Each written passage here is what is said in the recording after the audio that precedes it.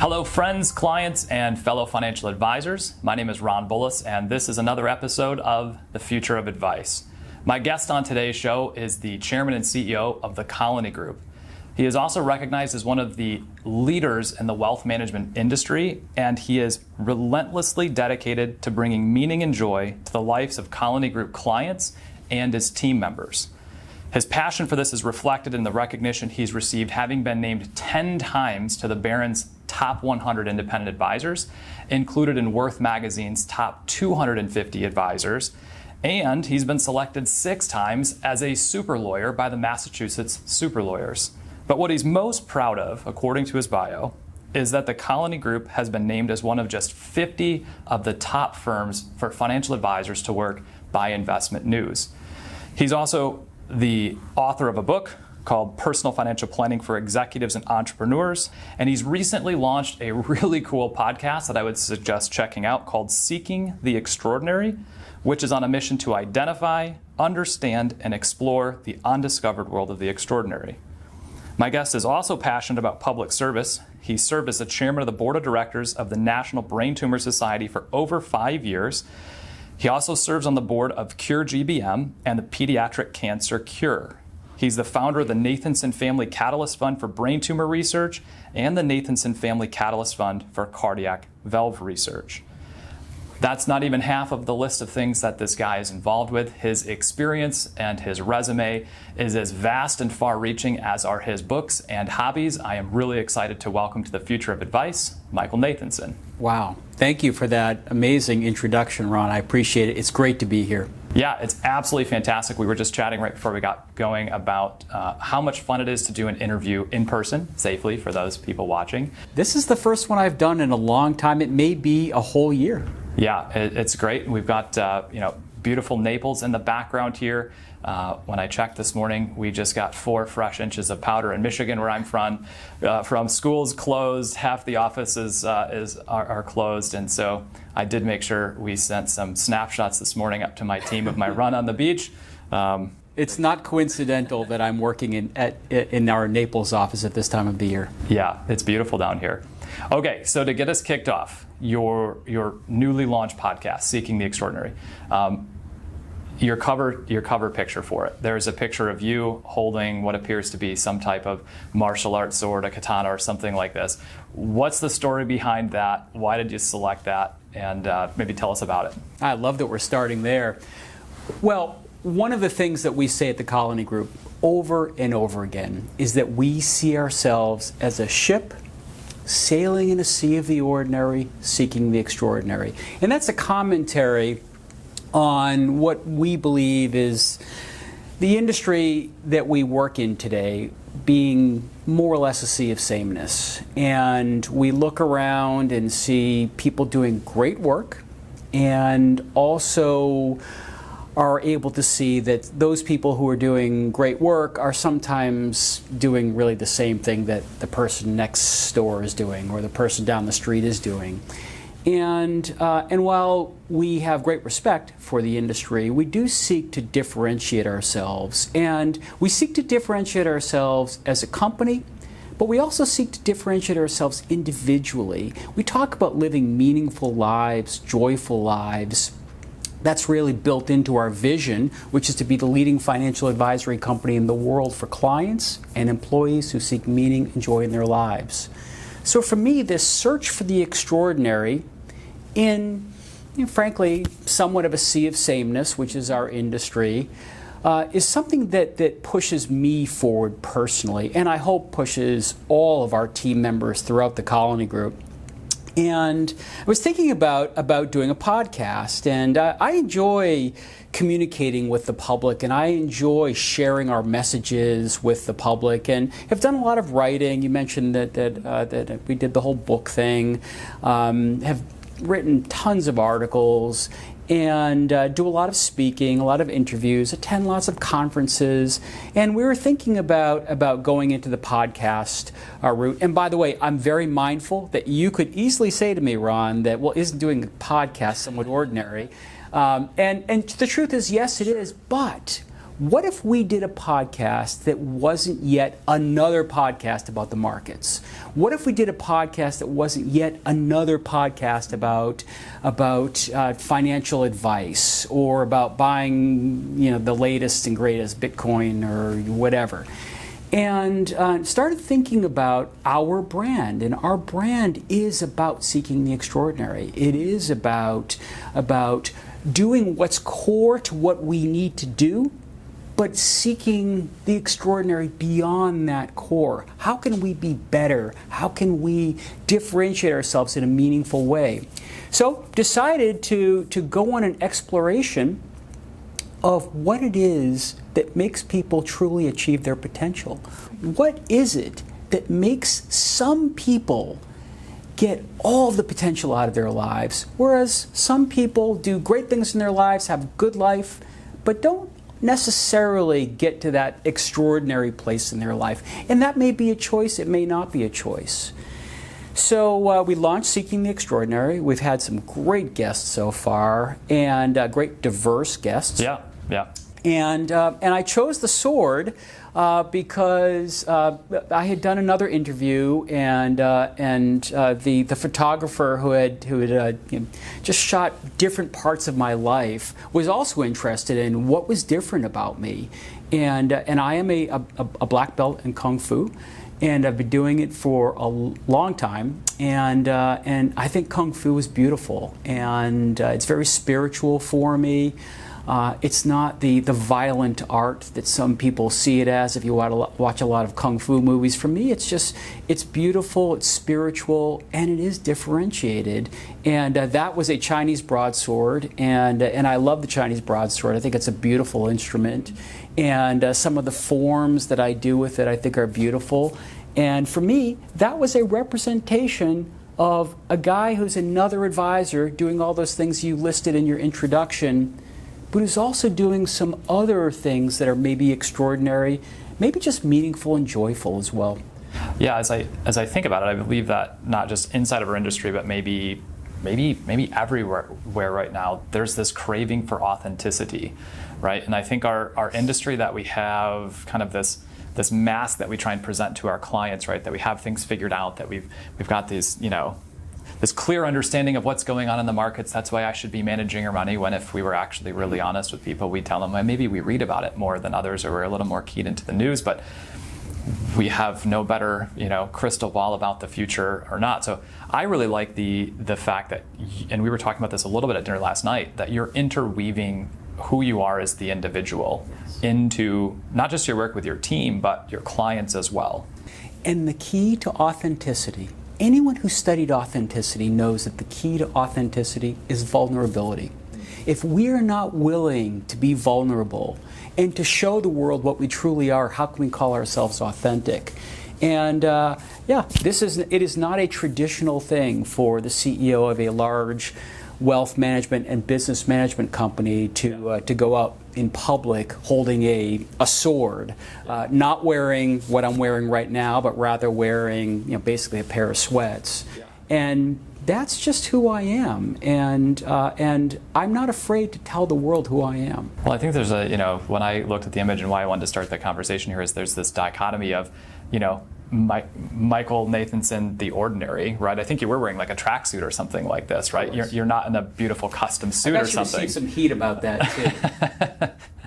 No, I think it's great. So for those that are watching or listening that maybe aren't really familiar with the Colony Group, we don't have to spend tons of time here, but just 30,000 foot picture, size of the organization, number of employees, assets under management. Sure. We are, thank you for putting assets under management last, by the way. So we are 15 offices in, I believe, 9 states now. We have a little over 250 terrific employees spread out around the country. So we go from the East Coast to the West Coast. We go from north to the south. And terrific team. I always like to start with that. Terrific set of thousands of clients throughout the country, some internationally as well. And we are what I would describe as a both wealth management and business management firm. We provide We provide wealth management services, including tax planning and estate planning, all the full array of financial planning, cash management, retirement planning, philanthropic planning, educational planning, all of that. And that all is on top of a very robust investment platform, a platform that we describe as being an enhanced open architecture platform. One where we try to shed the bias that many have. I find that people love to talk about how unbiased they are.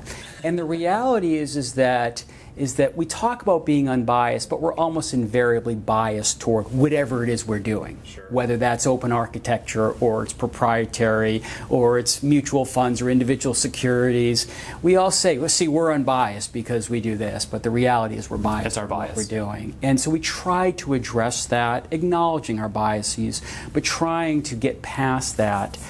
We provide the full array not only of wealth management services but also business management services. So for those clients that require, for example, all of the financial accounting services, the bill pay services, what some might call the family office services, we do that. We actually go beyond that for clients that are engaged in royalties. We do royalty management.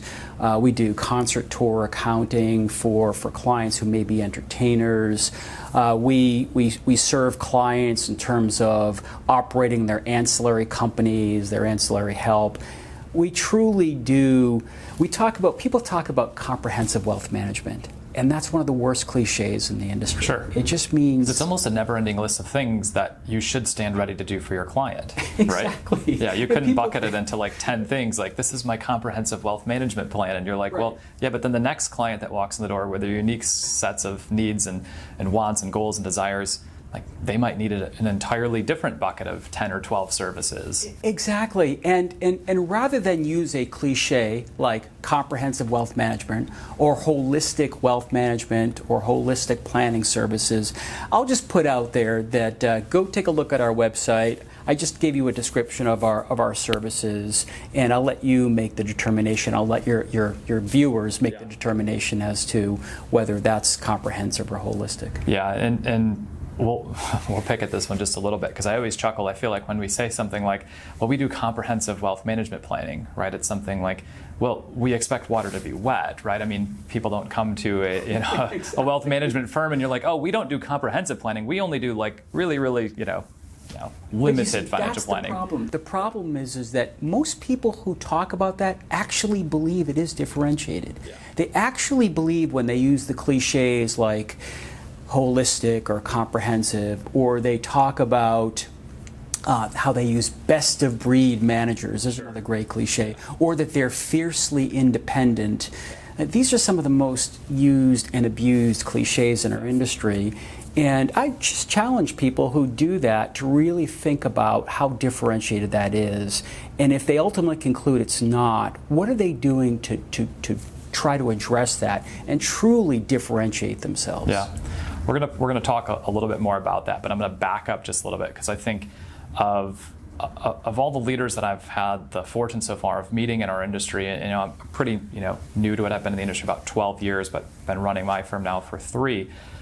You're one of the few that comes from a pretty interesting background. So undergrad, then you go to law school, get your Juris Doctorate, cum laude, and then you get an LLM in tax from Boston University of Law, become a partner in one of the largest law firms in the country, right, at a very young age. And then all of a sudden, did you get hit by the proverbial like Cupid's arrow or something and fell in love with wealth management? What was the catalyst? What was the inflection point for partner at one of the largest law firms in the country to, I think I'm going to go join the cottage industry of RIAs and wealth management? I had a great career as a lawyer. I think it's a career many would just dream about having, and I am completely appreciative of that. I'm so grateful that I had all those opportunities. I had great opportunities. I went to Harvard Law School. I had the privilege of being in the same not only the same class, the same section as Barack Obama. I had just the best experience, just a really enriching experience, and I was very driven. I'm still very driven, just in a different way. And I knew that I had to be a lawyer. I wanted to be a big firm lawyer and handle all kinds of sophisticated matters. And I really wanted to be a litigator. LA Law was popular at the time, and I was a real fan of the Michael Cusack character played by Harry Hamlin, and that's the guy that I wanted to be, and doing all kinds of really neat stuff. And I went out and picked what I thought was the best law firm, which, by the way, is an outstanding law firm, Hale & Dorr, which is now Wilmer Cutler Pickering Hale & Dorr, or Wilmer Hale, one of the top law firms in the world. And I was so grateful, and I became a partner at a young age, and had it all, had a great practice, and had these great clients. And I realized after I became partner that everything that I had been hoping to achieve when I became partner, I'd have it all then. And it was great. I loved what I did. I have great respect for the people that are doing it right now. These are brilliant people. But I ultimately realized that I was looking for something a little bit more in my life. And I started in my mid-30s to listen more to the universe, and realized that the universe was speaking to me, as I believe it speaks to everybody. And I had a small client, tiny client, called the Colony Group, and they had, I don't know, 550 million under management. By the way, I never did tell you, so I never did give you the AUM number. And that's okay. That's all right. I mean, it seems to be the unfortunate marker with which people measure success in our industry. Right. So forget that I said it. We're approximately 12 billion. If you do want to know that, I'm not trying to hide that. Yeah. I'm very proud of that. Yeah. I just feel it's somewhat of a deceptive number sometimes. People hide behind it. It doesn't really tell you a whole lot about it. It's the idea that bigger is better, right? I mean, I think it's still what some of the largest firms in the industry, whether they're wirehouses, insurance companies, right, they kind of stand on this idea that, we manage $1 trillion or, whatever. Right? Exactly. Yeah. So I don't like to dwell on that, but I am very proud of that. So small company, the Colony Group, and they offered me to come over and effectively be on the track to succeed the founder, Kirby Hamilton. And I thought about it. My wife and I went on a vacation together, and I thought about it, and I did what I think was the unthinkable. I decided to resign this hard-earned partnership I had done so much to earn, but I had a lot of confidence in myself and felt that if it didn't work out for me, I could go back to the same firm, or I could go to another law firm. And I decided to take a leap of faith. I did not have a signed agreement, a signed contract. I had no written assurances, but I just felt confident, and I loved this little company. And Ron, when I think about the industry, I think about the evolution of practices. This was, I would describe as a collaboration. So as I think about the industry, most practitioners begin as practices. Practice is basically it's a self-employed individual. An activity, yes, exactly, an activity that circles around one person. There may be multiple people involved, but it's really around one primary service provider. Sometimes practices get together and share resources. I would call that a collaboration. And they're working together, but they're really also working separately. And I would describe the Colony Group when I first joined it as somewhat of a collaboration. And I wanted to make that collaboration into a business. And I feel like that was my path, my opportunity. And a business I would describe as now it's a collaboration where everyone shares the same vision, the same mission. They're all working together. And shared processes, etc.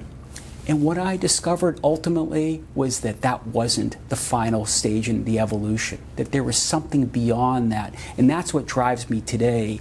It's the idea that a business can go beyond being a business, can be an enterprise, something that's sustainable, something that's transcended its people, something that will endure for generations to come. Something extraordinary. Something extraordinary, exactly. Yeah, I mean, I think about, when I was researching for this interview and talking to some people that know you, and I think to myself, like, how many people would I know, or do I know of, that, had the partner track, or, had the partnership at a very prestigious law firm, and then leave for, I mean, what would now be considered a tiny RIA, right? I mean, 15, 16 years ago, a $500 million of assets under management was a fairly good size RIA, but I feel like maybe you've been on this path of seeking the extraordinary for a long time. And, finally putting your podcast out there and putting a name on it is an interesting thing. Talk to me a little about, I've got a bunch of questions that I want to ask about what you think some of the most important challenges facing the industry are, but I want to start with one that I think is really important, and we're all kind of wrestling with this one right now, both people in the business, clients with their families. How are you translating this very important cultural element of seeking the extraordinary, right? You lead a large organization now, offices all over the country, clients all over the world, and then COVID hits and everybody's working from home. How are you facing and kind of winning this challenge of continuing to drive a really, really beautiful culture, right? That I think focuses on the right things, not on, well, we're at 12 billion of AUM, we'll be at 15 billion. I mean, we have to have business markers, I get that, but this idea of best practices aren't good enough, right? We need extraordinary. So just how are you guys navigating that? How are you thinking about that as the CEO of the organization? Right, and thank you for focusing that question around culture, because it really is around culture. I think of culture as culture is the mortar that holds the bricks together. And the way I think about this is in some respects no different, perhaps it's even accelerated, I think, by COVID and by this pandemic. So we have a national culture. And I would describe our national culture as, I could use words like collaborative and, again, team-based. Again, who doesn't use those words? So let's just assume those things. Again, if you have a culture that's not collaborative, I pity you. So let's assume we have those fundamentals in place. Our culture is based on two fundamental principles, just two. Number one, super teams before superstars. And when I talk about that, what I mean is not that we don't have superstars. We have many superstars in our company. I'd like to think we have a lot of superstars in our company.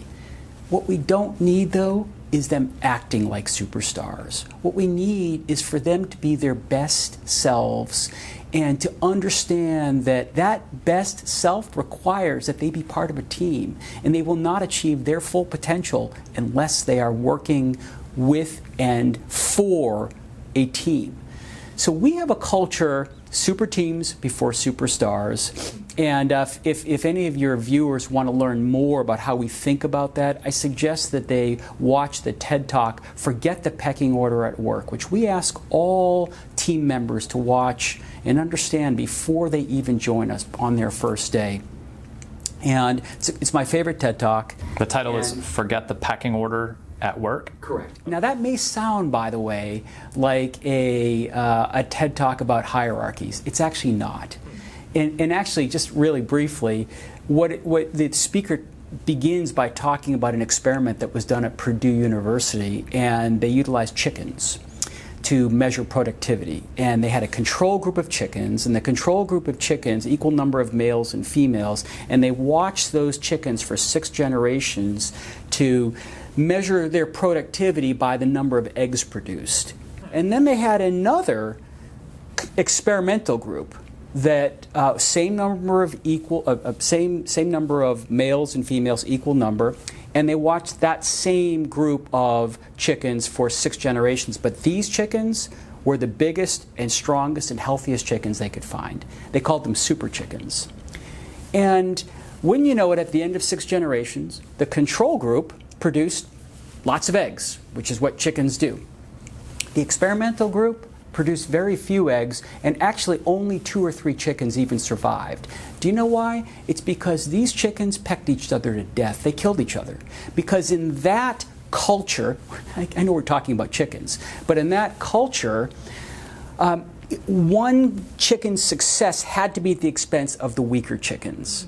And of course these are chickens, but if you translate that into the lesson that it might teach us, it is this lesson that a stronger team is far more important than superstars. The second element of our culture, we call it consciousness or awareness.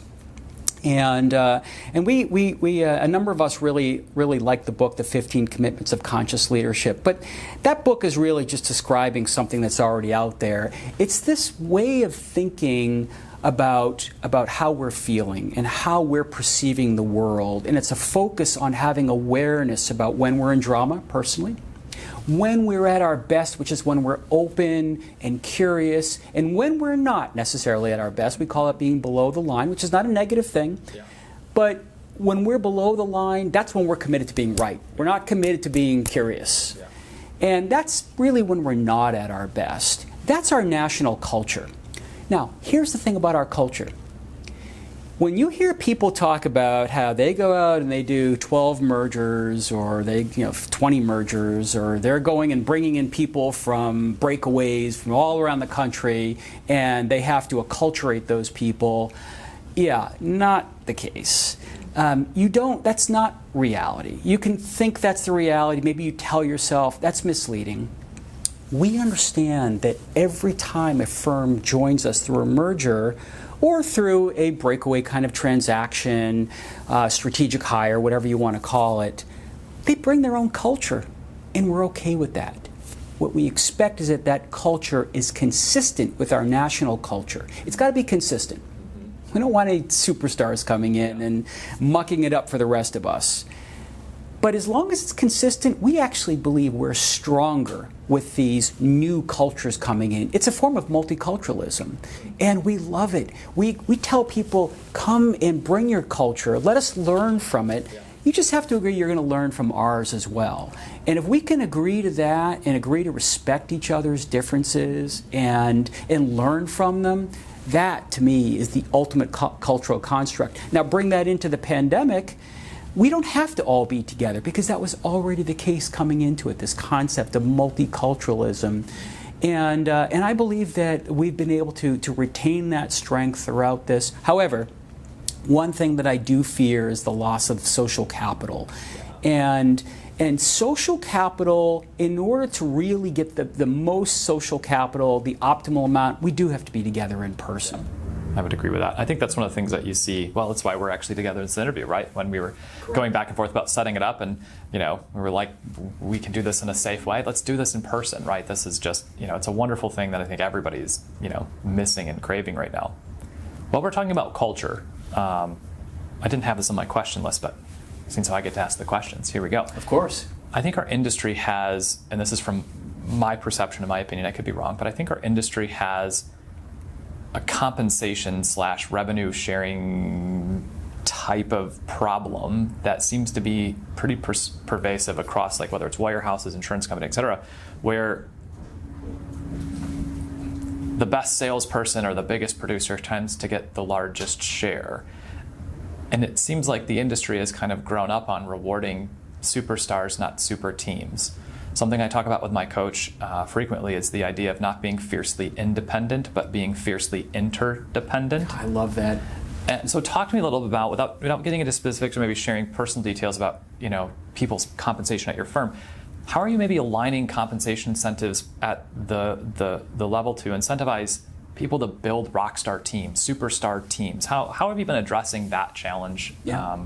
By actually doing it, my friend. That's how. And let me just say, I loved your reference to interdependence, because that is the precise reason why the cliche fiercely independent really bothers me. Yeah. We all, if you read the seven Habits of Highly Effective People, Stephen Covey talks about this concept of how we're born dependent, we become independent, and then we make a decision. Do we want to be independent and limit ourselves, or do we want to embrace interdependence and, again, become extraordinary? That's the key. It's being interdependent. So let me just say this, back to your question.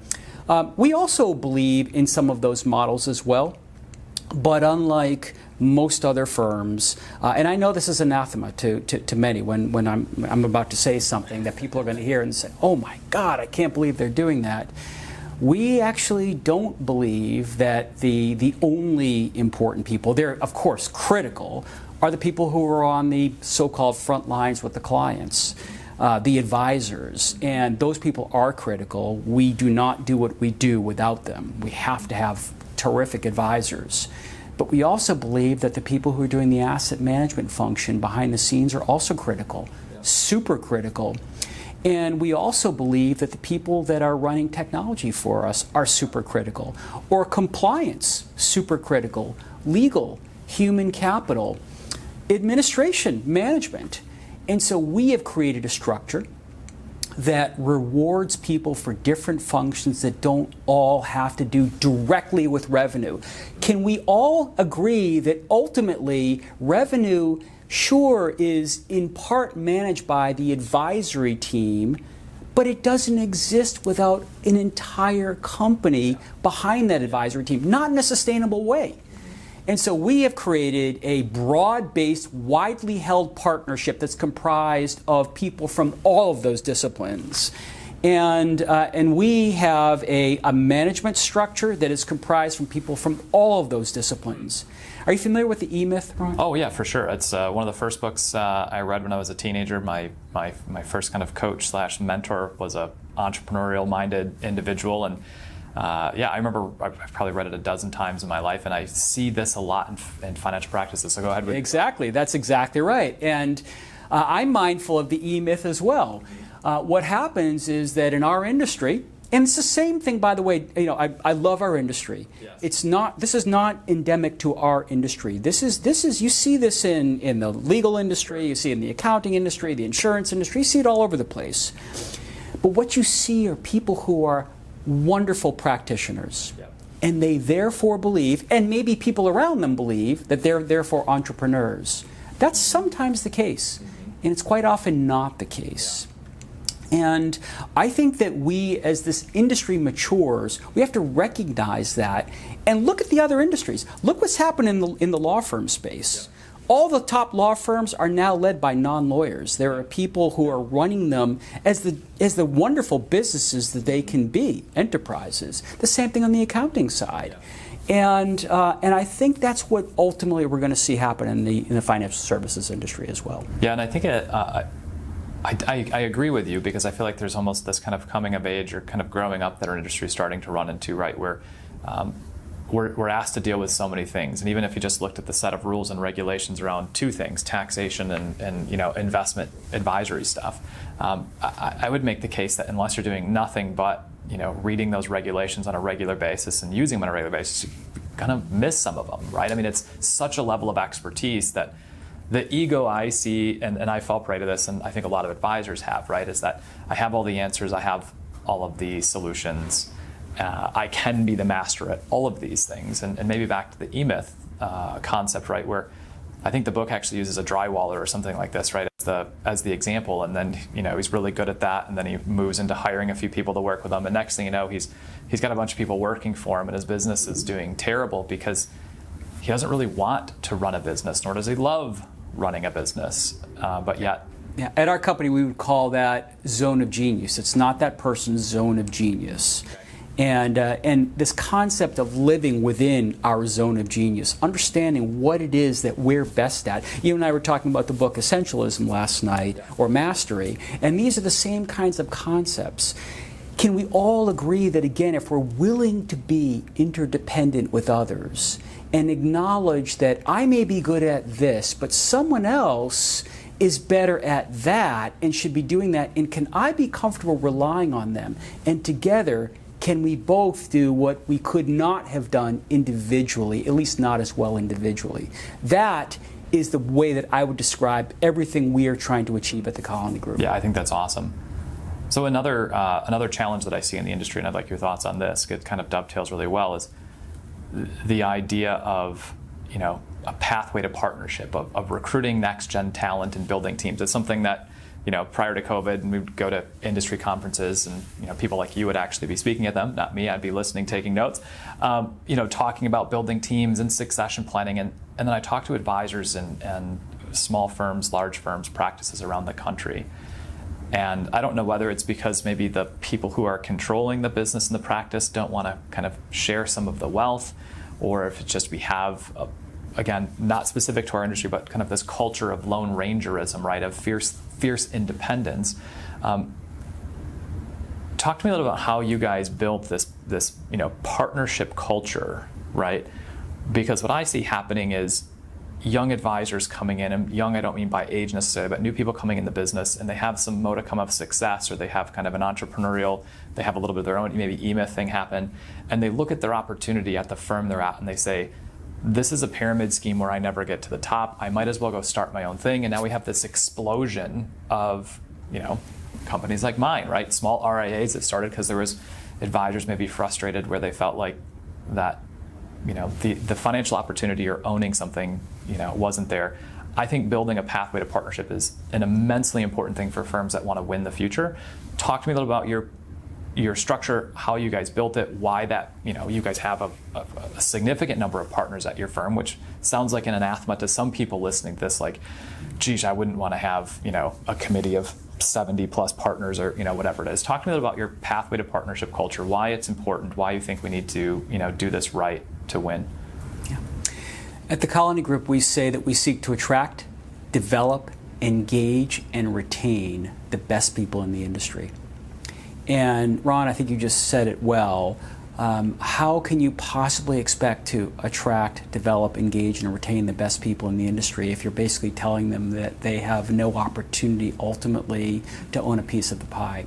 I'm telling you right now, there isn't a single firm out there, I don't care how much money they throw at me, what kind of opportunity that could attract me as a participant, as someone who would want to be part of that firm, if I didn't have an opportunity to be an owner. So rather than look at this and say, well, aren't we special because we're owners, and let's pull up the ladder and, well, we'll give other people phantom equity or whatever, and we'll just pay them a lot, we'll give them nice bonus structures. Or we'll just keep, incessantly promising them that it's coming, right? Yeah, this is something I see with guys exactly. in my age run that are like, 40 years old, and they've been in the business for 10 or 12 years, and they're like, in the next 3 years, the owner's retiring, and and I'm like, man, you've been saying that for... It's just not realistic. Yeah. It's just not realistic to expect that you're going to get and keep the best people in the industry.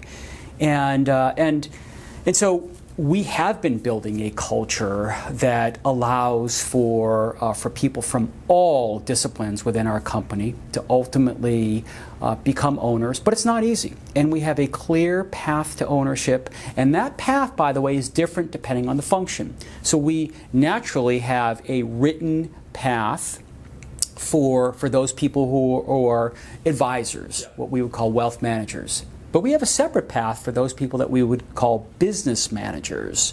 We have a separate path for our investment people, we have a separate path for our tax people, and we have a separate path on the pure management side as well. And while I hope we haven't missed anybody, the intent is to make sure that we're being clear with people, setting clear expectations, telling people we will hold them accountable.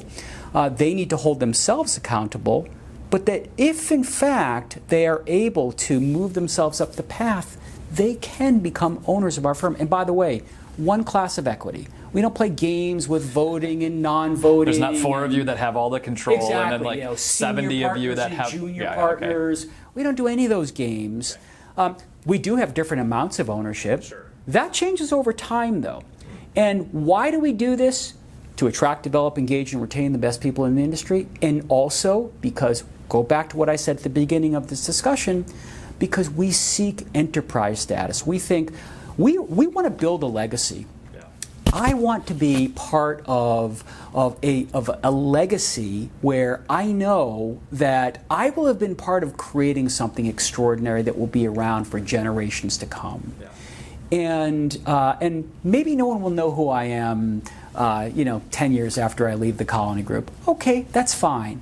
What I will know is that I will have been part of the team that put this together, and that it will go on for generations to come, serving people and serving the employees who get to be part of that special company as well.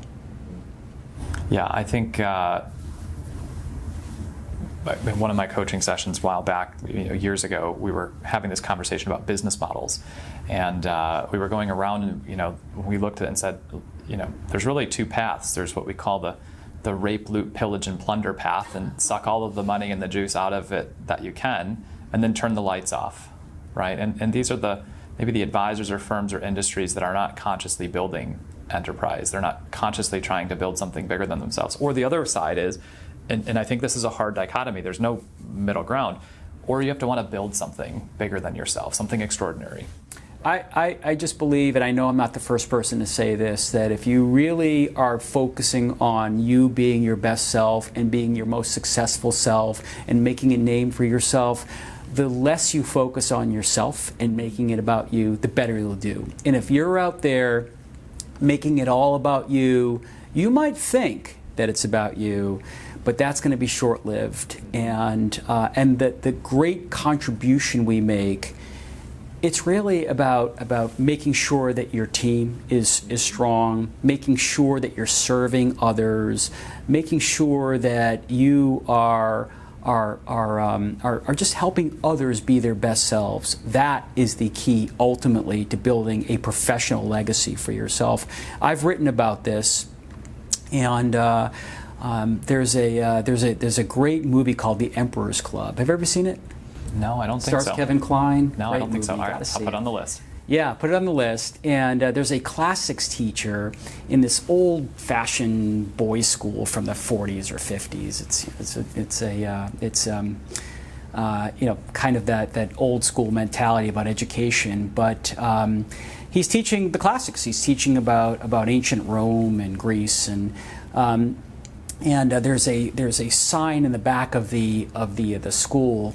And he, at the very first day, he has a student go back and read the sign, and it's a sign that says something to the effect of, "I am Shutruk-Nahunte, ruler and sovereign of the land of Elam. I conquered vast lands, and I brought back the steel that I found and erected it as a statue to my god, Shutruk-Nahunte, whatever, 1200 BC." Now, Shutruk-Nahunte is a real person. And what he says to his class is, he says, "Okay, now everyone open up your books and tell me everything you can tell me about Shutruk-Nahunte." And everyone goes and looks in their books, and they can't find anything. And he finally says, "You're not going to find anything, nor will you find anything in any book about Shutruk-Nahunte. It's a real person. He conquered a vast swath of land that covers much of current Iran, Iraq, Syria. And no one knows who he is. And do you know why? And this is the lesson that the teacher teaches us. It's because great conquest without contribution is meaningless. That is the way we should be thinking. All these firms that are out there getting big for the sake of getting big, why? What's your contribution? Why are you doing this? Are you just out conquering lands? Because if you are, you'll be Shutruk-Nahunte one day too. Interesting. As you were talking about that, I was thinking about, one of the things, again, that seems to be happening in our industry is firms just buying other firms to grow, right? And maybe that's one of the fastest, and money's cheap right now. But the M&A activity in our space and firms coming together seems to me to be just, what all big firms are doing. And I look at it and I ask myself something similar, which is that new firm, right, actually making more value for a client? Like, is it actually better, or is it just bigger? Because bigger isn't always better. It can actually be worse. It could be, right? You could lose original culture. You could lose original values. You could lose this.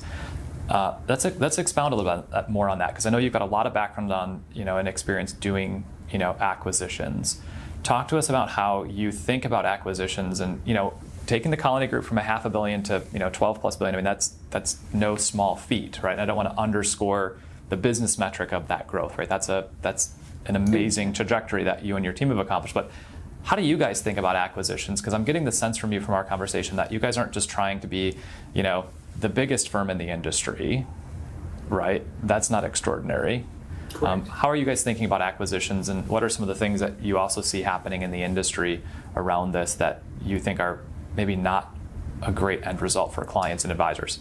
Yeah, and I would note that, again, this is one of the problems with assets under management. Just note that two of the firms that merged with us, by the way, we don't talk about acquisitions. For us, it's mergers. To me, acquisition is a disrespectful term. It means we're buying you, we're taking over, and we're disposing of what you had from a legacy perspective. We do mergers. We don't do acquisitions. Two of the firms that joined us are business management firms that we're not all about assets. One of them had no assets whatsoever. So we've done 10 mergers and 2 strategic hires.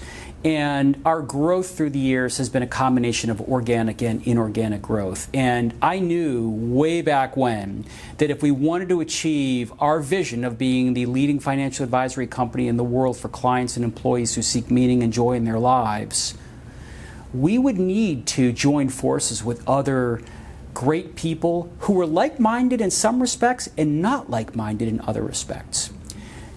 Our litmus test for doing a merger is we must make our merger partner better than before, and they must make us better than before.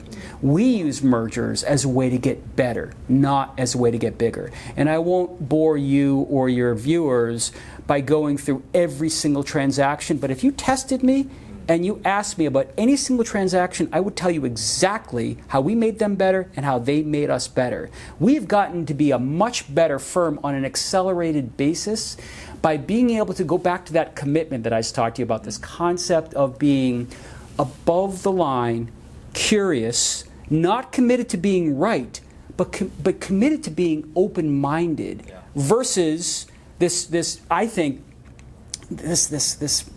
anchoring kind of methodology, which is that we have all the answers. We're doing everything perfectly, and you should do it the same way. By the way, that's the same way I think about hiring. I often tell people, I've heard so many people, Ron, say to me, yeah, I'm looking for the next me. I'm trying to hire someone just like me. My organization couldn't handle the next me. That's the joke that we have on my team. Like, we don't want another Ron. I'm not sure what would happen if there was another one of me, but the reality is that if you really want to make your organization better, hire someone who's not like you. Hire someone who's different, who offers different perspectives, and then let that person talk about those perspectives and be open to them. It's the same thing for mergers. You want to get bigger? Fine, go ahead and get bigger. I submit to you that's not a very sustainable model. Getting better through mergers is not only sustainable, I highly recommend it. Mm-hmm. Well, when I look at this, the M&A activity too, one of the things that I see as an underlying challenge here is I think a lot of it's kind of masked in the idea of succession planning. And I'm sure there are probably really, really valid reasons for firms to be acquired or roll up under a larger firm for purpose of creating liquidity or things like this. But it doesn't seem to be changing the dynamics. This is my perception looking at it as a small firm new in the industry. It doesn't seem to be changing the dynamics in terms of the average age of an advisor. The diversity of our teams, and by that I don't just mean ethnicity or gender, I truly mean like diverse backgrounds, experiences coming from law, coming from business management. It seems to be just replacing one moniker with another moniker, and nothing changed. I agree. Legal structures are not going to solve succession and continuity planning. I like the concept of continuity planning a little bit better than succession planning, and that actually is not original. A dear friend and colleague of mine brought that up to me years ago, this concept that we think of succession planning. The whole industry talks about that. Someone needs to succeed me. I'm the king, and someone needs to succeed me. And just think about how, frankly, obnoxious that sounds. Yeah. It's continuity planning. Yeah. It's planning to make sure that your clients and your employees and all of your stakeholders are still served going forward and served continuously. And I think we all need to be thinking about it. But I completely agree with what you just said, which is that legal structures are not going to get there. What it requires is a commitment on the part of the current generation to be willing to mentor and let the next generation come in, or what we would call G2 come in. So we, for example, have a whole G2 program, and we invest heavily in that G2, making sure that they're getting opportunities, and we promote them. And there are people who are 12 or more years younger than me who have top positions in our company because they have to. That's part of continuity planning. Yeah, I see that as well, and people say, okay, box checked. I mean, if you're someone who's out there thinking you can just do things and then check a box, life's not that simple. Yeah. I mean, putting a couple of these pieces together, there's a study or a report that Ernst & Young does every couple of years on kind of a state of the global wealth management industry. I think the last one was 2019. I've read it, I've talked about this now a ton of times because there's so many things in this report, and I have no financial interest in it whatsoever, but some of their findings were just like mind-blowing. They found that 1/3 of clients were planning to leave their advisor and move in the next 3 years. Half of them were not satisfied with the fee structure, and 80% of them said they wanted a more personalized approach to it, but they were just sitting on the sidelines because they didn't feel like they were getting it, right? And I look at kind of what we're talking about here in this idea of succession planning, continuity planning, building that next gen, right? I think if you go into this from a position of ego, right, as the person at the top, you're likely actually one of the organizations right now that's looking at 1/3 of your clients leaving, right? On that same theme, I would say a lack of innovation in our industry. I talk a lot about Nokia, and you and I were talking about that story, and I was telling you that that you look at Nokia phones, and Nokia is a company that owned basically half the cell phone market at some point.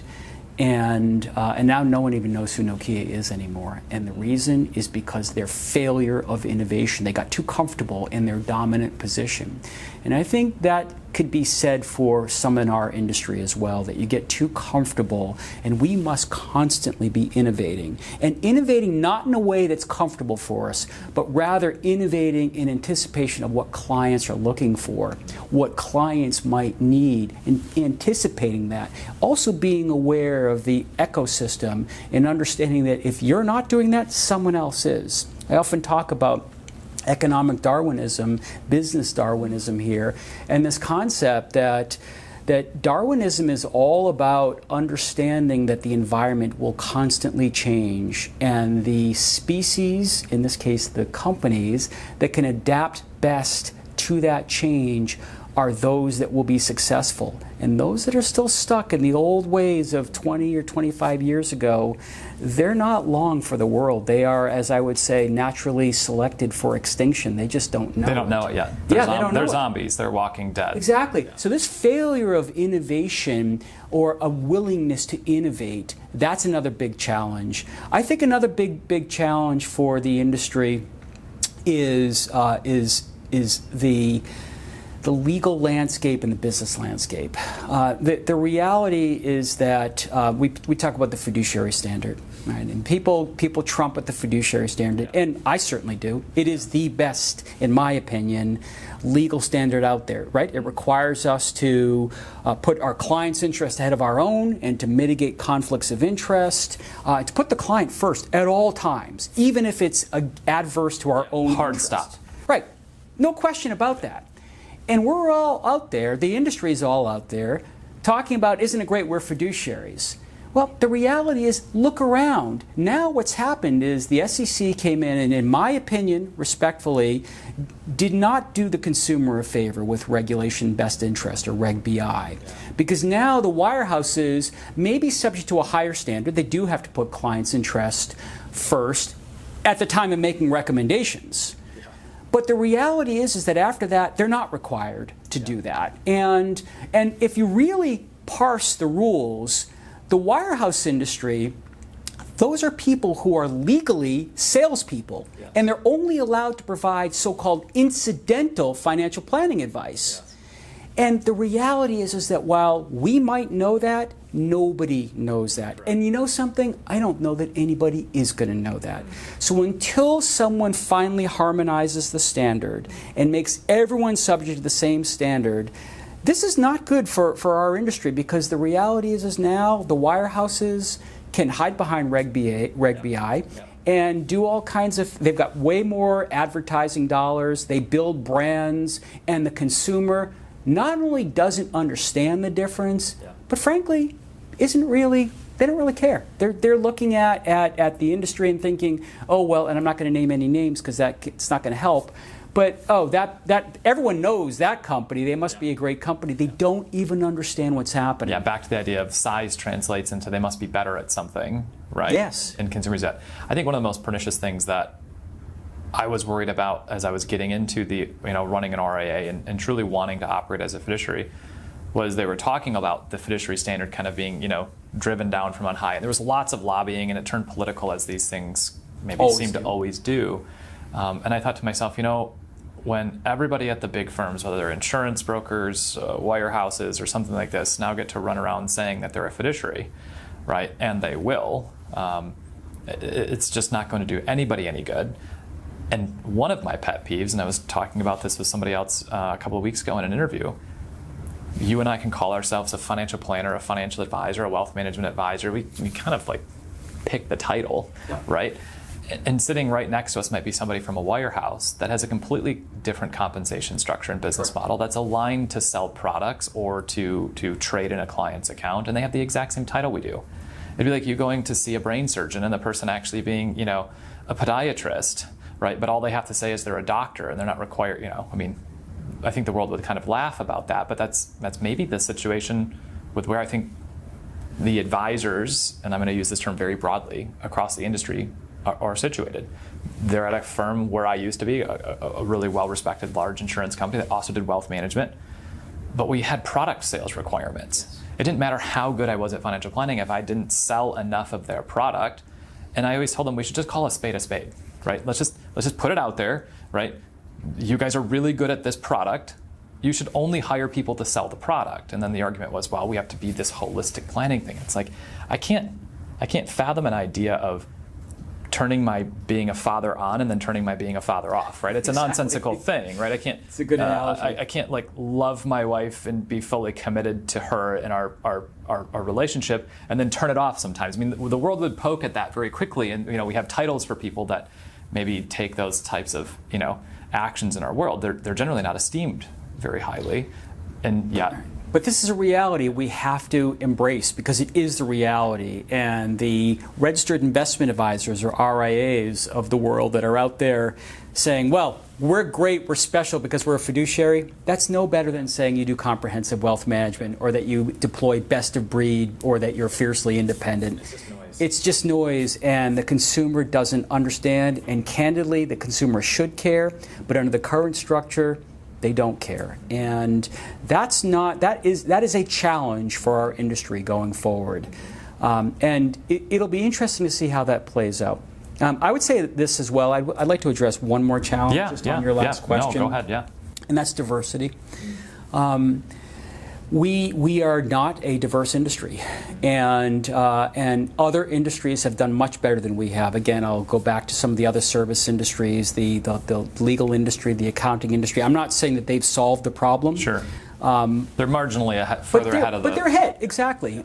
And the financial service industry is behind, and companies need to step up and address that problem, and their willingness to do that will be, in my opinion, one of the keys to their future success or their future demise.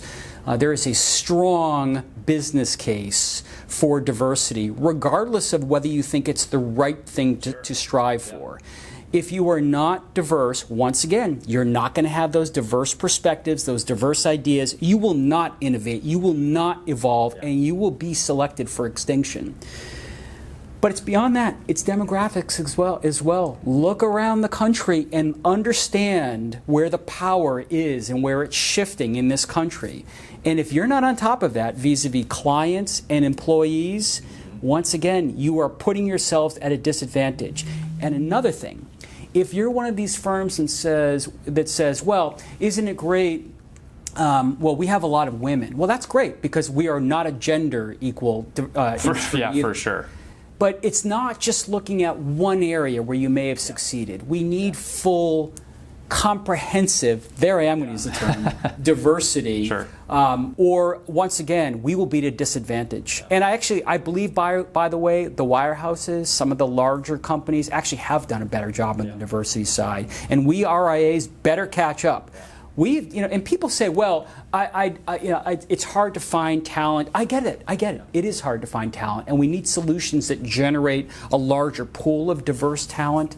But there are ways to do it, and we, for example, have used mergers as a way to help us improve our own diversity, which still needs a lot of work. Yeah. We've brought in a third-party firm right now, and we are going through an extensive, comprehensive process, working with a third-party diversity, equity, and inclusion consultant to help us be better. Yeah. That's a big challenge for our industry, one that people don't want. A few months ago, after George Floyd was murdered, people were talking about it. How many firms put out a statement and then did nothing? That's the question I'd Probably ask. A lot of them. Mm-hmm. Yeah. Well, I think it goes to, I think there's a couple of things that are driving it. One, compensation structures and this pathway to partnership that we talked about. Our industry still, from most of the firms that are really active in recruiting, most often advisors start in an eat what you kill kind of environment. Yes. I know I did, right? It was every day you have to run faster than the guy cold calling next to you to potentially, get some sales, build some clients. And it was a very destructive culture. There was nothing about it that bred team building. There was nothing about it that said, you might be really, really technically proficient at taxes or understanding how to communicate much better, but that person's really good at sales, right? And so the person who's good at sales survived. And the people who are really empathetic or were really good communicators or really good operationally, they're like, well, I'm literally starving. I've got student loans to pay. This commission-based world is not for everybody, right? And I think that a comp structure that, especially for the next gen, right, for young people coming out of college or starting in the industry, making a transition from another, we have to do a better job as RAs, not saying, yeah, half of your compensation is kind of commission-based, eat what you kill, because people are going to look at that and go, I have family and bills to pay or things that are important to me, and I have to put all of that at risk to get into this this field. And I think that's fair. I think another big one is, and I'd like to ask you about this one because you mentioned it, we kind of jumped over it. I see the large firms in the space forcing everybody into this homogenous, kind of sameness around what their identity is in the public, right? And when I look at social media and technology, it's essentially allowed people to form very, very disparate groups and communities online that like some of the, what I might consider random and wacky things, and they're managed from the people. I think our industry hasn't done a good job of empowering people to tell their unique story. I agree. And then also to build community around that. And that's something that I don't see a lot of firms, both big and small, talking about. How do you empower your team to build community around something that they're passionate about, that they're skilled about maybe their ethnic background or their gender or their experiences? You mentioned this a little bit when you talked about the multicultural aspect of making acquisitions. This just seems to me to be, I agree. It is another problem that needs to be solved. And again, this also gets back to this concept of vulnerability and authenticity. I believe a big reason why companies are not talking about some of the things that I'm talking about right now is because what I'm really doing is exposing vulnerabilities to you. I'm telling you where I think our industry is vulnerable and where I think even our company can be vulnerable and where we need to be better. And that level of authenticity is we talk about it. The practice is what we really need to see. So I do think we need to do more in terms of community and in terms of embracing some of these differences and allowing people to explore the things that they want to explore, and we shouldn't be threatened by it. Yeah. We should see it as a strength. It's okay if people are different, and in fact, again, this is the theme I keep pounding on, that's a strength. Having people that are different and that express themselves differently, that are different, how can we not see that as a strength? What are we holding back? Why do we not want to push that out there?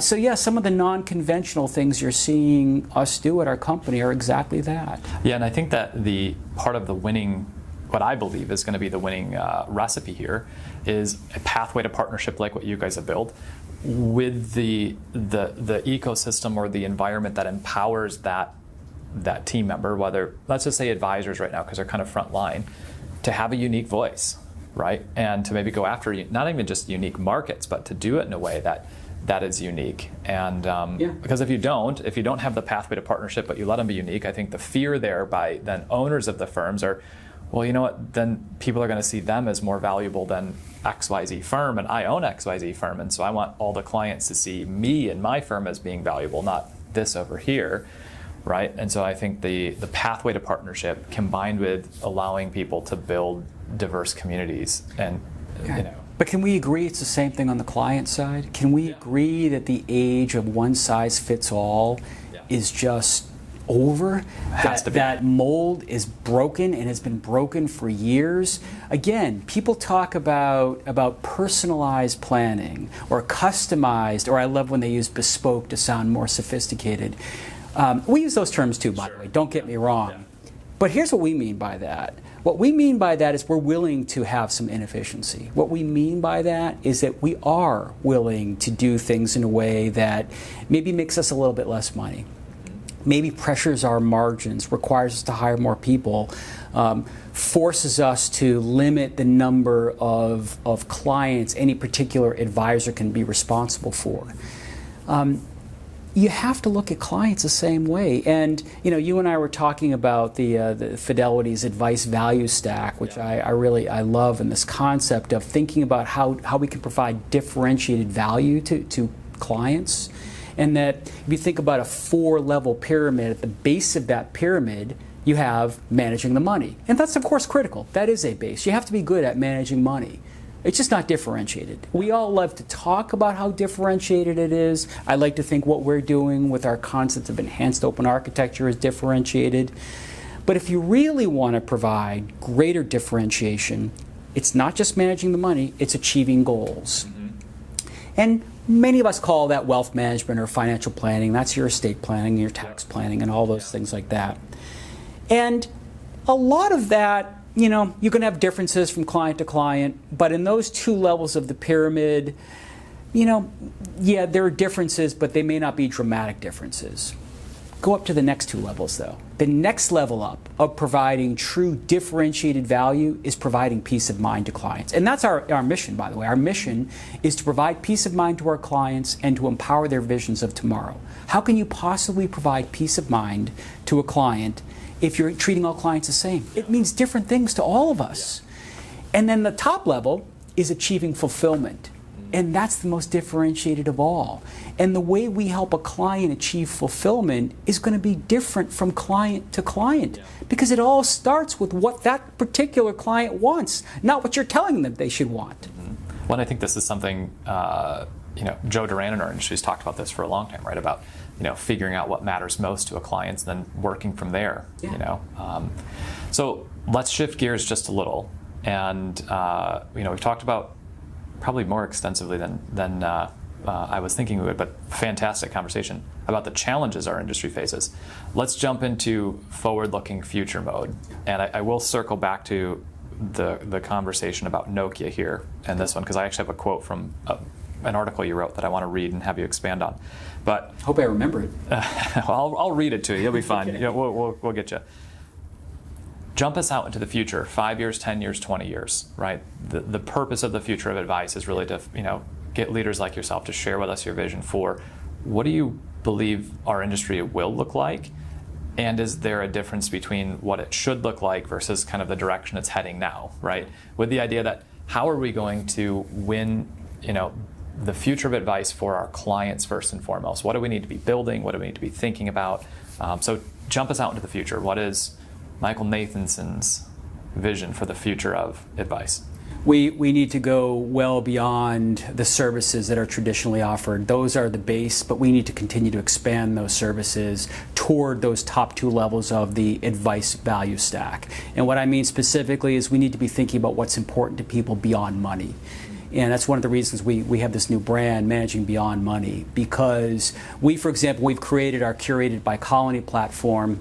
Yeah, you and I have let's talk about that. Yeah, let's share more about that. Yeah, so our Curated by Colony platform is this recognition achieved in part by actually asking our clients what was important to them, by surveying our clients. Novel concept. And, novel concept, right. Not. This is that kind of bias I'm talking about. People are biased toward doing what they've always done because it's easy for them to do it. But what about actually thinking beyond that? And again, this concept of being open and curious and saying, maybe we could do things differently. And gee, maybe our clients want us to do things differently. You know what we found? You know what our clients' number one concern was, according to a survey that we conducted? It was actually cybersecurity. It wasn't really the S&P 500. It wasn't, that was the number one thing people talked about. The security of their personal data and exactly. And records. So why would we not build out an offering? Now, we may not do this ourselves. Here's another cliche, this concept of being everything to everybody. I don't believe we can be everything to everybody. That is a cliche, by the way. Don't really love it either, because again, tell your client that. Your client will say, well, I expect you to be everything to, to me anyway. But I do understand that. So what we've done is we've partnered with others at different levels, from a basic service to a much more sophisticated concierge type service on the cybersecurity front. What about personal health? So what we've done is we've built out a platform that focuses on providing clients with services related to their health and related to their physical state, their mental state, their emotional state, getting coaching, thinking about retirement and thinking about that next job, thinking about their children and their education, thinking about travel concierge. Now again, this past year, not so much travel going on. But you and I have talked about this. Travel is one of the greatest ways to learn. It's not just reading books. Traveling is an efficient and effective way to learn. It's also an effective way to experience joy in your lives. And we wanted to build out a travel concierge offering for our clients as well. So we've done that as well. Some of the basic stuff, concierge medicine services. We've come up with different concierge medicine services for different types of clients. So what we've been doing is building a platform of non-traditional life enrichment services. We don't charge for it. But you don't charge for it? We do not charge for it because, but see, this is what people talk about, fee compression. Yeah. There is fee compression in our industry. But our clients, it's very rare for a client to complain about our fees. It's just that we have to provide more and more services to justify our fees. Yeah. So what you've always done in polishing the past, you can't just rest on those laurels. You're going to have to keep doing more and more. Clients are going to make us do that, and we understand that. It's not. You're going to be lowering your fee. Maybe that's the paradigm, right? We're lowering our margins by providing more services. You're lowering your margin, but maybe the paradigm is if you don't add more value, you're going to have to lower your fees. You will. Right. Oh, if you're an asset manager, you got fee compression. Yeah, so fee compression, if you are in the traditional asset manager kind of, I'm providing holistic financial planning the same way I've been doing it for 5, 10, 15, whatever the timeline is, you're going to have fee compression. We would agree on that. Yeah, you got to do more and more for your clients. So just getting back to your original question, what you're going to see is advisors wake up to the fact that they have to do more. They cannot be limited. We as advisors are the trusted advisor often for our clients. And as the trusted advisor, as we like to say, another cliche, we are in a position to really help our clients hit those top two levels, that peace of mind and fulfillment. We have to understand that, and we have to be on top of that, because if we don't, someone else will. Amazon or Google or Apple, someone's going to come in and disrupt the industry. It's already happening. Yeah. And someone is going to do that if we don't. So I think we'll see a much broader service level. We will see more technology. Now, I want to be careful about technology. I know you're a technology guy, and I know you're doing phenomenal things. And I share your vision on the technology side, this kind of holistic approach to technology as well. And I'm a big fan of what you're doing. But I will say this. Technology is not evolution. Technology, you can continue to deploy more and greater technology. You must. If you don't do that, you will be left behind, and clients will once again demand it. So will advisors, by the way.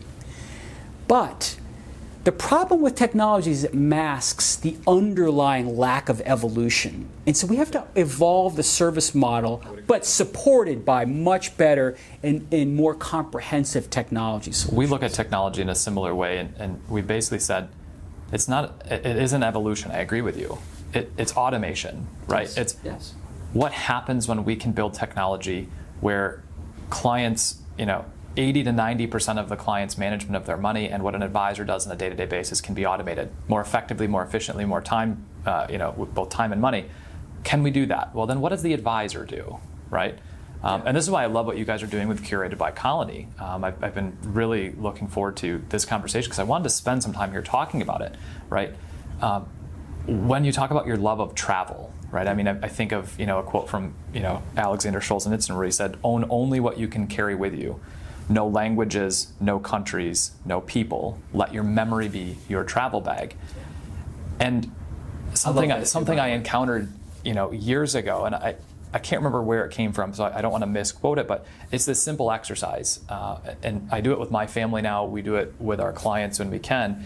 And you take out a blank piece of paper and you make a line down the middle. And on the left-hand side, you write, like, what are all my assets? And then you just free think and write and start writing assets. And when I do this exercise with people, and when I did it the first time, I started listing things like my business, my 401k stuff. And usually about 30 seconds in, you see a light bulb go off for somebody, right? And then I'll say, I want you to write another sentence on the right-hand side. Now I want you to make a list of things that say, what are the most important things to me today? Exactly. And when you look at that list, right, maybe over here we've got businesses, an immense amount of money and wealth and complexity and financial stuff.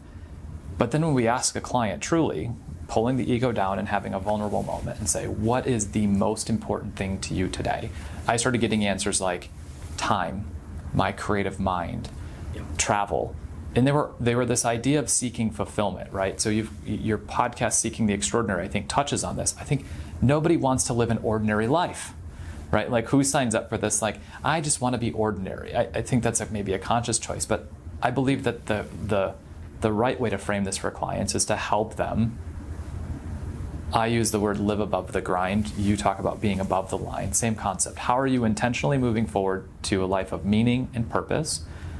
And so then how do we empower ourselves as advisors to do that? You have the resources to create Curated by Colony, and you're not even charging for it. You're just recognizing that your client's experiences and moving towards a more fulfilled life, right? But it does take resources. It takes resources. You have to do tremendous amounts of diligence. Okay. You need people. You need external. Yeah, thanks. I didn't mean to undersimplify it. In fact, I think it takes a lot of time and money to do something like that. Yeah. And your client, I mean, this was driven by your clients.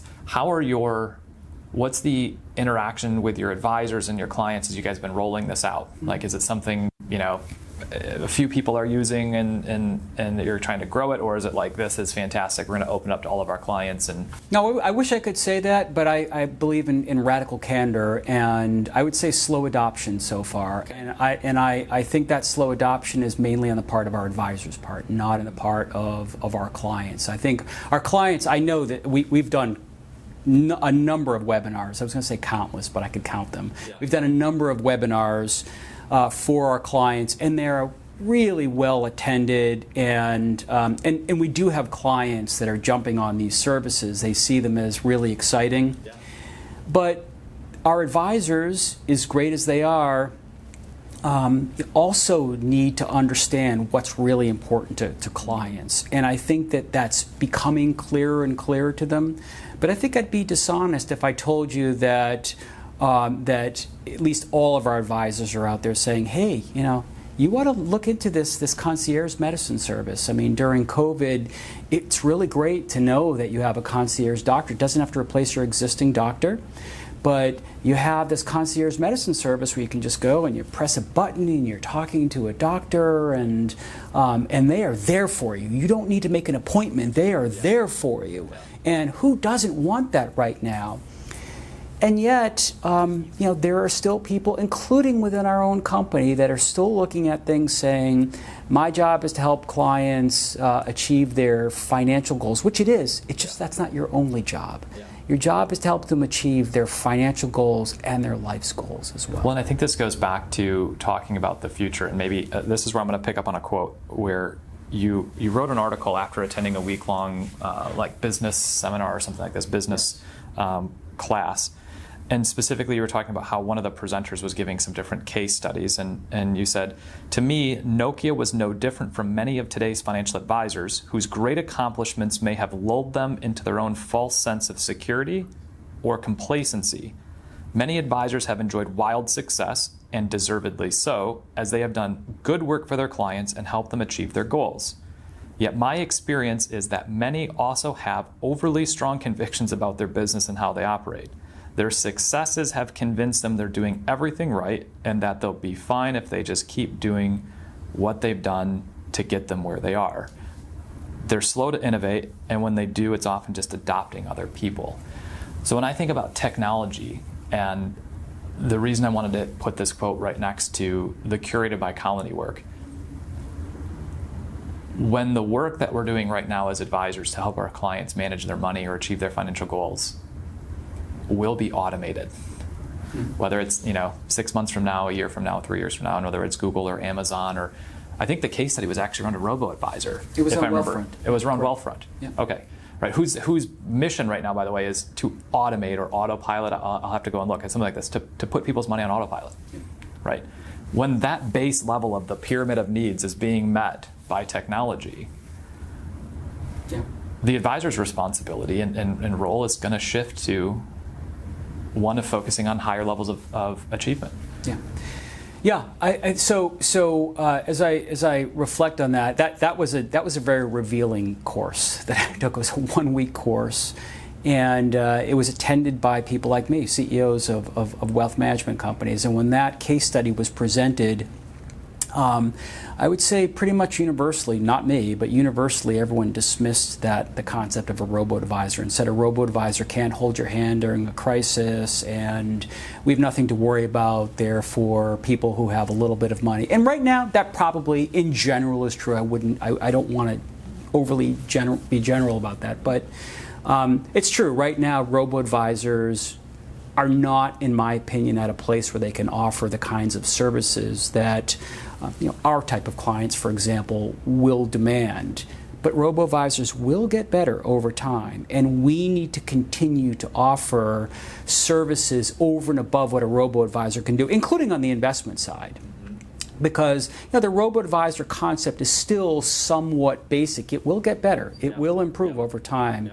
And again, I think it's just foolish for us to dismiss any kind of disruptive mechanism. But they've been around for a long time now, and they have not yet posed a threat to the wealth management industry.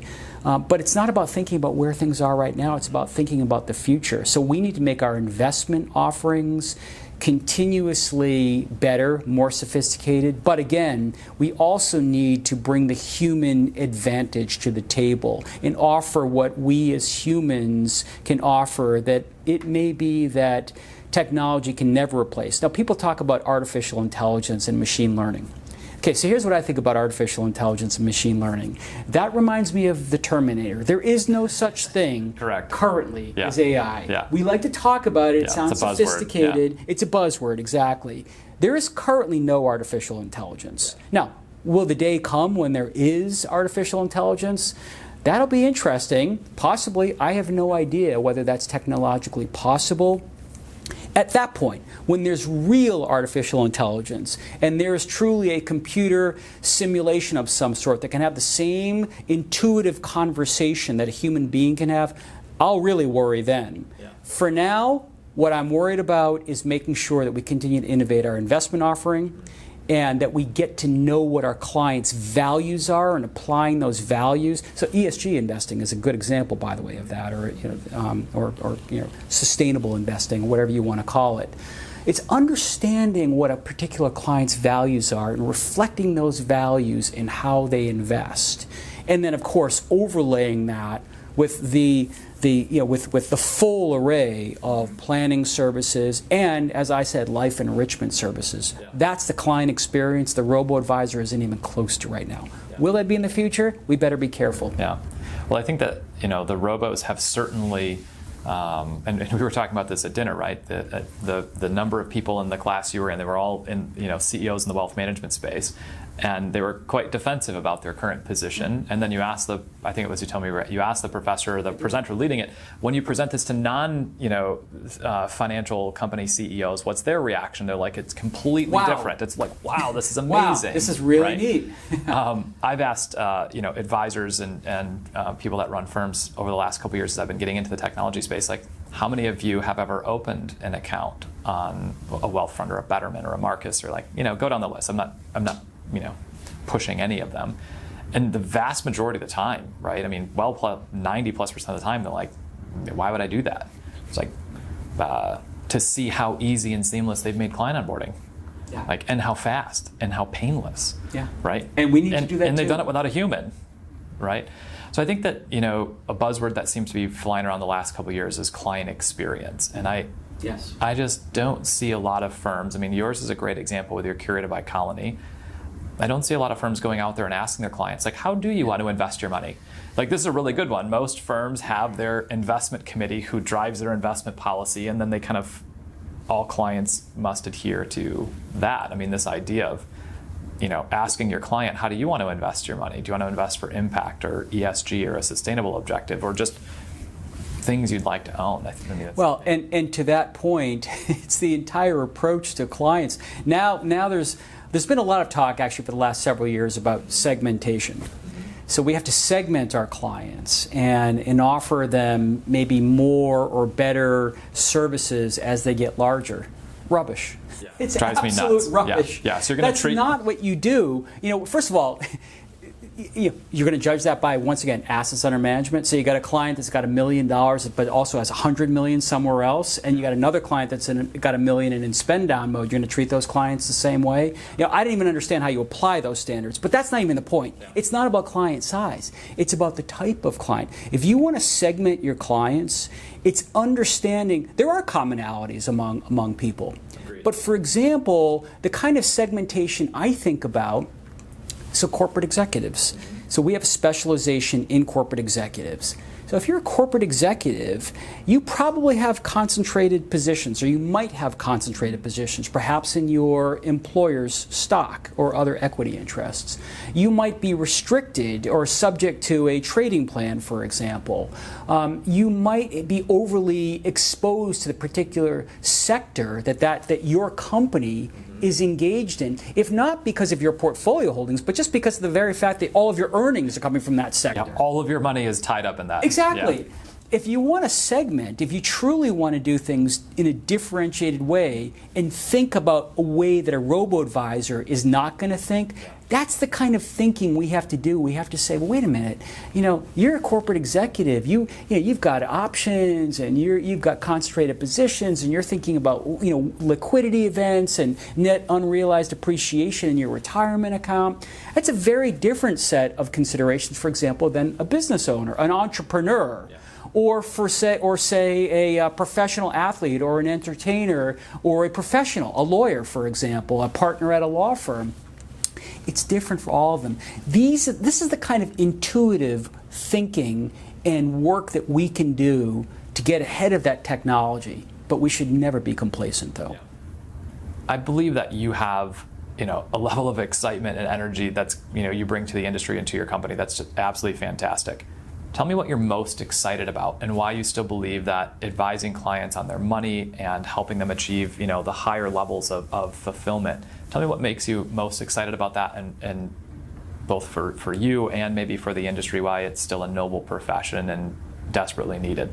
It is a noble profession, and one of the things that excites me about it is that it's really just only beginning now to be recognized as a profession.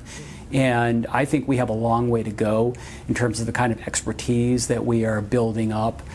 So it does excite me. It is the right service model. So my remarks earlier, which I stand behind, about how the consumer doesn't necessarily appreciate that, well, that's up to us to make sure the consumer understands that. But we have the right service model, and others have a much more conflicted, not client first approach, and we have the right service model. Many of us remain fee only, and in that regard remain truly objective, or as objective as we can be toward our clients.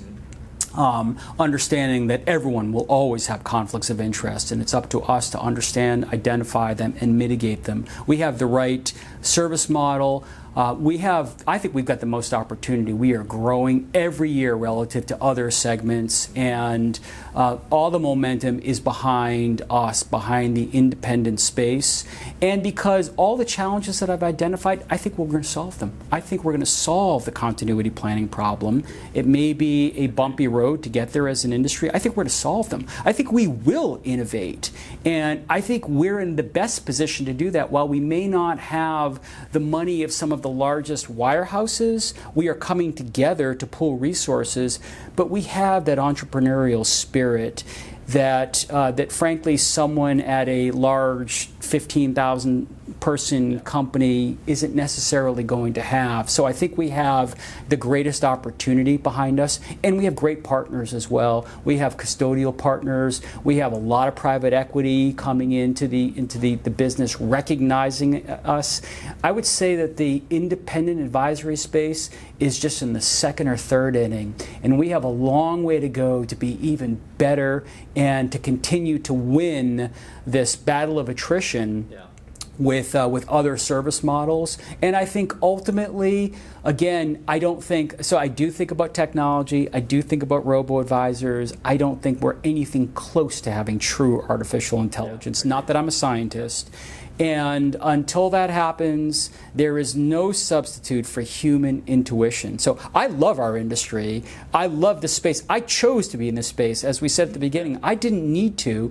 I see great opportunity in this space.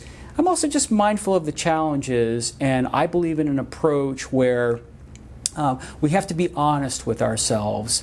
And as you can probably tell, my approach is to always challenge myself, challenge our company to be better. Yeah, I love that.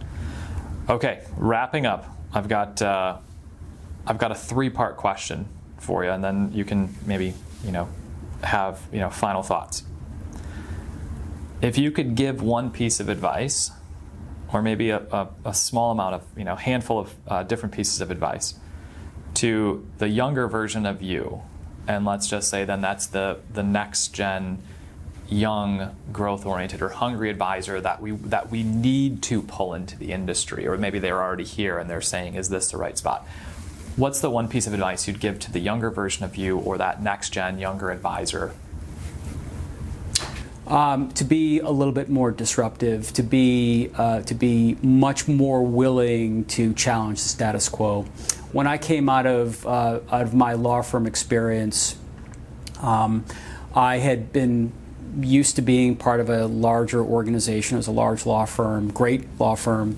But I had been in a place where it was not so much about challenging the status quo, and I think we need more people challenging the status quo, and not for the sake of challenging the status quo, by the way. Much of what I've said about being extraordinary and about the status quo, we need ordinary as well. Sure. We need to be good at managing money. We need to be good at understanding estate planning and anticipating tax changes and all those things. That's the ordinary stuff. And that's fundamental, as the great Jim Collins would say. We need to preserve the core, but stimulate progress from that core. So I would encourage people to be more comfortable challenging the status quo. And if you're at an organization where you can't challenge the status quo, you should think carefully about whether that's the right organization for you. Yeah, I think that's awesome advice, and I appreciate you going back and hitting on the fact that you weren't belittling or talking down to the things that are fundamental, right? And that everybody has to be doing something. That's the core. We need it. Yeah. Okay. Second part of the three-part question: what advice would you give to the leaders of firms or the owners and partners of firms that are, whether they're thinking about it or just starting the journey or well on the journey to building, winning teams and building firms that are going to serve the needs of their clients in the future? What's maybe advice that you'd give to the leadership or the partners of firms? Yeah. Embrace interdependence. Don't be a hero. Understand that the more you give, the more you'll get. The more you serve, the more your purposes will be served, and to consider most carefully who your stakeholders are and your prioritization of those stakeholders, and just understand that if your primary stakeholder is you, and other owners of your company, you might be in for a rude awakening.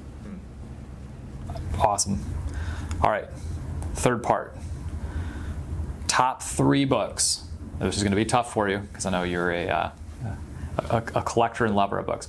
Top 3 books that you believe every advisor, not our clients right now, but I'm sure there's crossover, but top 3 books that you believe every advisor in the industry, regardless of time in the industry, age, background, whether they're in a leadership position, that they should run out and put on their Kindle list or buy tonight. I love that question. You and I are both bibliophiles. And I'll tell you, my list changes. I've published my top list, and it's hard for me because I love books from all different segments of the world. Yeah. So I like fiction. That's why I saved this one for the last question. This is your hardest question I'm going to give you today. It is because you're asking me to choose among children. When I answer a question like this is like a Sophie's Choice. Yeah.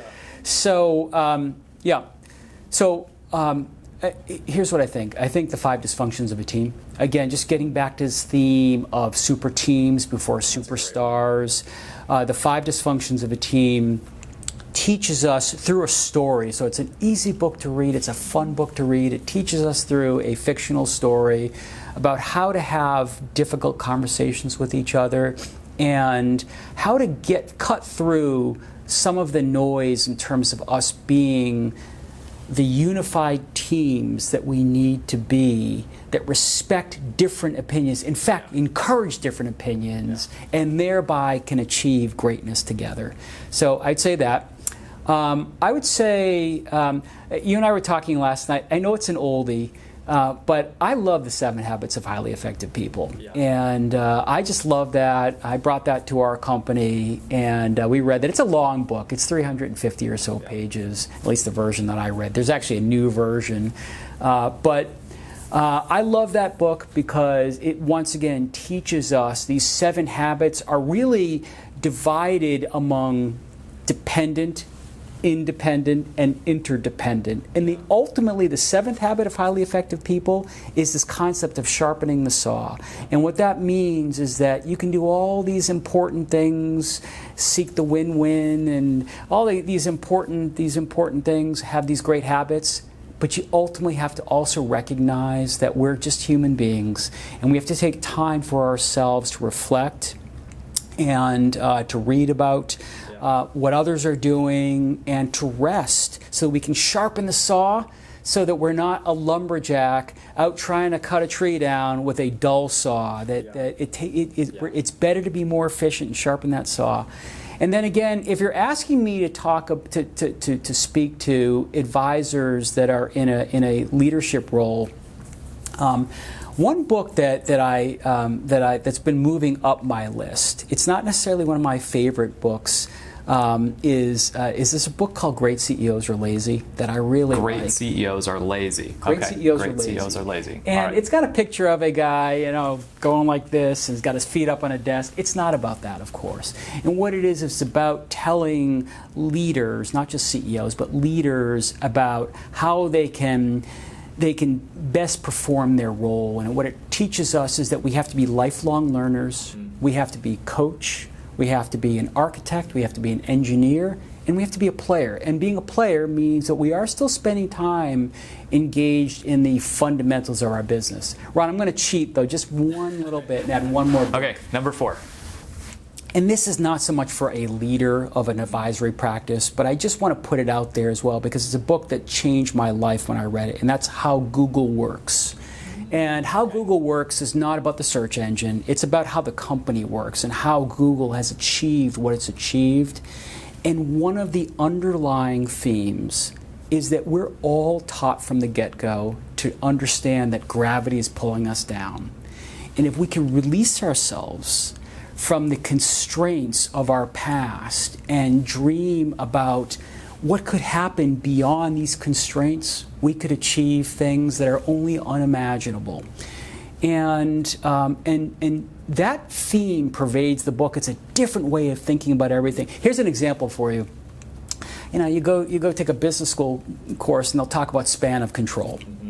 So span of control, you look at an organizational chart and the people under you, that's your span of control. All your direct reports, you've got 4 people reporting to you, that's your span of control. That's an interesting concept. It's important. I'm not saying that we shouldn't be thinking about that. But what Google figured out is that span of control matters for a different reason than most people think. So most people think you shouldn't have more than 7 people under you, because if you have 7 people under you, you can manage those people. But if you have 10 people, 20 people, how can you possibly manage all those people? Google turns it on its head. They had an insight. They said everyone should have 7 people, more than 7 people reporting to them. Why? Because we don't want you over-managing the people that are working with you. We want them to have the freedom to think and not be controlled by you. It's just what Google says is that everyone at their company, or they call them smart creatives. And you can't tell a smart creative how to think. You can't control a smart creative. What you can do is give them the right environment for them to flourish and do their best work and inspire them, flood them with inspiration. To me, that's an insight we all need to learn from. Yeah.